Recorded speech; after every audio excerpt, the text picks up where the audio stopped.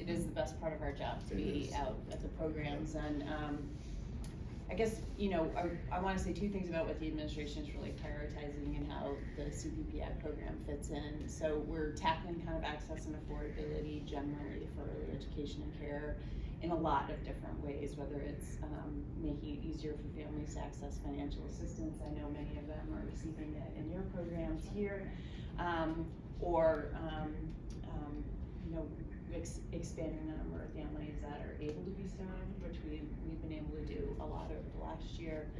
But we're also tackling access and affordability locally and making sure the kids have access to the programs that are going to help prepare them for school and life success. So we know that ability to read by grade level in third grade is so important for greater life success and educational success, and all of that starts in early childhood. And what we saw today, what it looks like in early childhood is really different. We're not trying to teach kids to read in early childhood, we're trying to create the enabling conditions for reading later on. And we saw that happening. We saw self-regulation, we saw teamwork, we saw exposure to numeracy and letters. We saw the kids identifying different parts of their bodies and relating to literature and that they were reading. And the other thing about early childhood is that it all happens in the context of relationships. And so what we saw today was the teachers and the children interacting in a way that is building that foundation for literacy.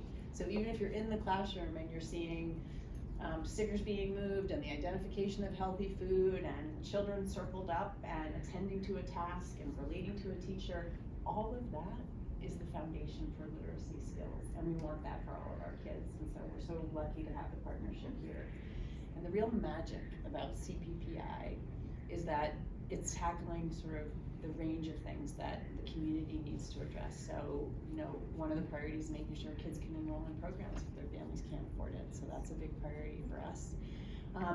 The second priority, which really goes directly to the early literacy, is making sure that there's curriculum alignment between our community programs and our schools. And that is so essential for the kids entering the schools with skills and expectations that will help them succeed when they get there, whether it's in kindergarten all the way up through elementary school. And so the alignment between curriculum and instructional materials and professional development, and I know there's coaches and for the kids who need special interventions, speech and language, so that they're ready for exactly what you're expecting when those kids come into your school building. So, and CPPI enables that by creating the partnerships among the adults and the opportunities for the children.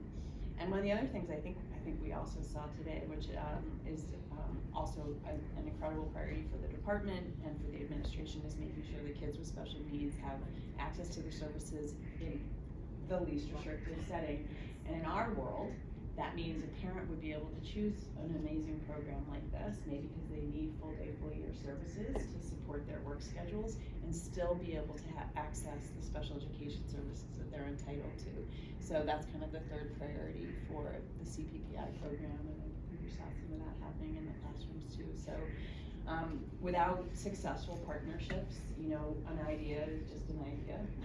And to be able to come out here and see all of the partners working together, and the magic happening in the classroom, you know, I think we are committed to growing and strengthening this program both here and across the Commonwealth, so more kids have access to what you all are doing. And I want to just thank the EDC team who's here, who have been working away. They work really closely with community programs and with the districts.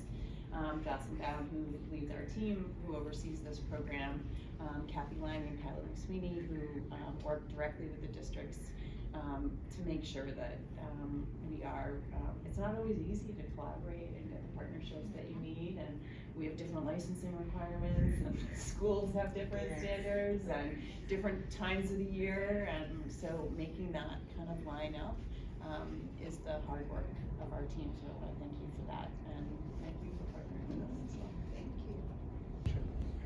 you. And also take a moment to thank all of our partners, including the Mystic Valley YMCA, the Chevres, my little best friends, because it was them that came to us several years ago saying that we need consistency. Prior to your involvement, it was the wild, wild west out there. one school was doing one thing, another school was doing another, and by the time they got to us, none of it mattered because we had our own curriculum going on. So, of course, people look to us to solve it, and we can barely handle yard waste pickup. So thankfully, we turned to the state, and the state answered the call. As you saw today, every classroom now is doing the same thing, and it is making a difference in our district, because now it's equitable, it's even, everybody's on the same plan, and but we need to not maybe fully go all that way, because when I read to every first grade at the BB school the other day, they used the same book, which was The Very Silly Mayor. Maybe there should be some exceptions when it comes to consistency. But I can just tell you. That was the civics. I hope we didn't have fun there. But it has made a difference. One of the biggest ones that I've seen during my time as mayor, from where we once were to where we are now, and that's a credit to you, because you have a lot going on. You know, this could be something that, you know, in the scheme of things, that might not get the attention it has, but the fact that it has, it's making the difference. And so, you know, I just wanted to be here to say thank you to everyone for that. Thank you, Mayor. Thank you all for being here. Of course, Pat, a secret was there. I didn't want to play for you. One of the things is, this is part of a big picture when we started 3 years ago, and with support of the mayor and the school committee, is that we needed to have an aligned curriculum from pre-K to 12. And that's the trajectory that we are really investing more and more time and efforts, trying to make sure every single student is exposed to high quality materials, high quality PD for teachers, and we are going to hold our third symposium on January 2nd, when we offer 350 professional development trainings for the staff, and actually our staff from our 5 partners are included in some of the PD. So the alignment is to make sure that the students, when they're very young, they start with phonetic awareness, just being exposed to something, because otherwise it would be a disconnection with our kindergarten. So being a little selfish in a way is that we want to make sure the students are going to be ready for school when they go into our schools. Most of the students will go to the Malden public schools, but we would love to see this in every single daycare provider in Malden, so we are all attached, because most of them will come to our schools or the other partners that we have in here. So I want to say that the trajectory is to make sure that we have the same curriculum that we have in our schools. So we went with Amplify, CKL, and we have Tamara Lawrence, who is the principal of the ELC. Thank you. Trying to make sure that that trajectory is there. So in terms of academic, we want to make sure there's alignment, coherence, and also for teachers to be able to collaborate. For anybody to pick up the phone and say, can I go and see the classroom? Share practices. For students, when they're ready to transition, they will be able to be an easy transition. The other thing that we want to make sure is that our professionals also in the daycares spend time with our teachers too, so that there is collaboration in the city, not just certain partners and our schools. The other thing that we want to make sure is that we do early interventions and early screening, because we do know, and you're going to have the opportunity, I'm sure, to hear from Tamara about the ELC. Most of our students have an IEP, but how can we actually do the early interventions when they're before coming to our doors, so we can provide them with very target supports instead of trying to go back and do the screening and lose time. 1 month in these students' lives is almost 2 years. So we want to make sure that that partnership will continue. Please make it permanent, because we need the support of our coordinator, Andy, who is a full-time employee. So that's how we use the CPPI grant. We have a coordinator who has the time to go and connect with the ELC, spend time with Tamara, and also go and visit all these sites, provide PD, and also be able to get either furniture, the need that everybody has.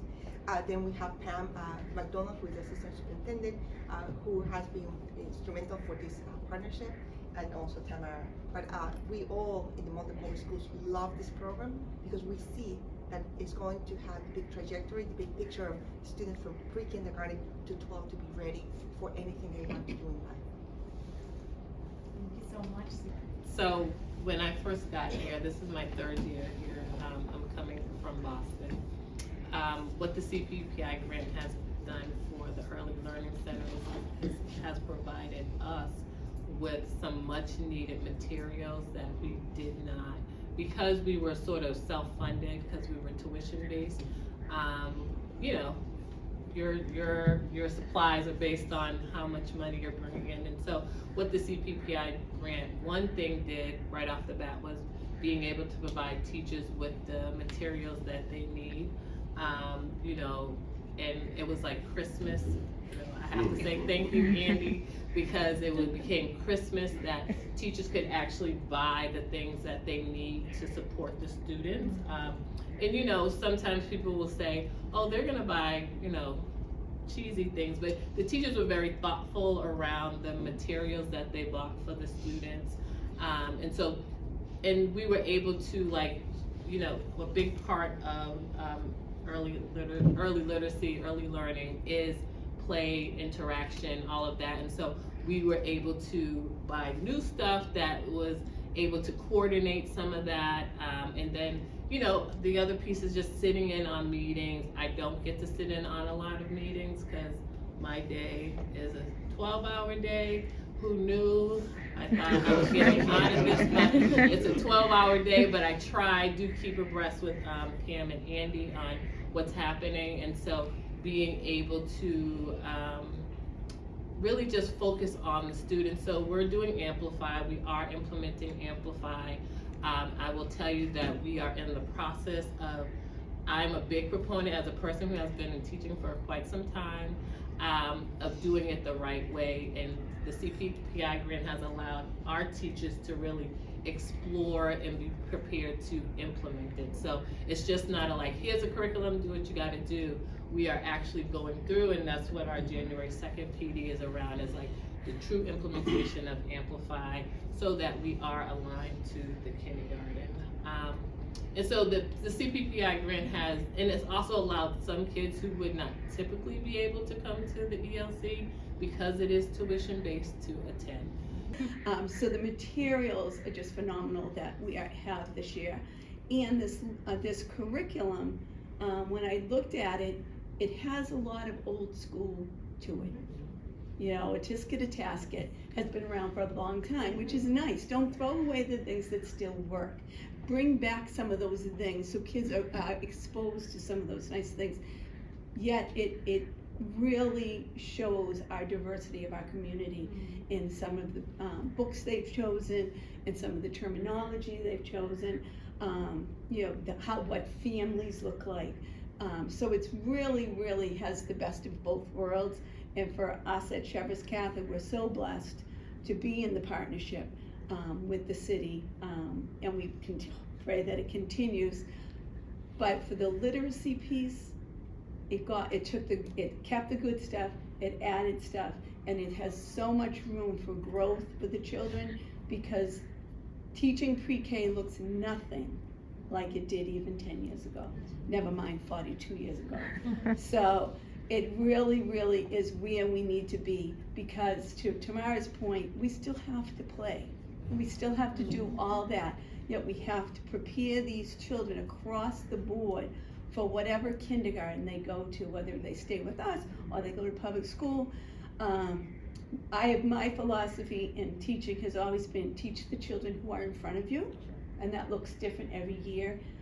But I don't want them ever to come back and say, I didn't know what I was doing in kindergarten. So it really gives us that. We can send them off anywhere in the city of Malden and into a successful situation. And I thank you. Thank you so much. Thank you. In our course of our deliberations of the budget, many of the legislators just to deal with the funds. But it's a great opportunity, Mr. Secretary and Commissioner, to have the opportunity firsthand to see where those funds are going. And the fact that you said that it's the foundation, that's true.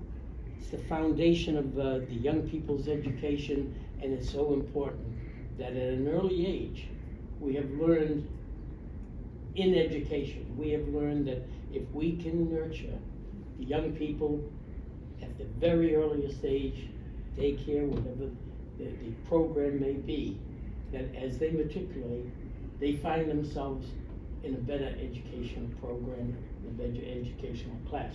And that's the proud fact of when we sit back as legislators and say, wow, we've made something happen.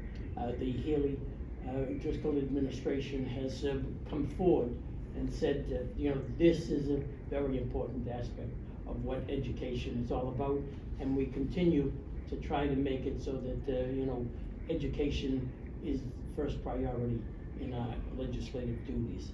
The city of Malden is fortunate because it has the chair of education with its senator and the vice chair of education with its state representative. So I think it demonstrates that Malden is in the forefront of education, and we're proud of what we're doing, but more important, we're proud of what you and the commissioner and the governor has done for this community.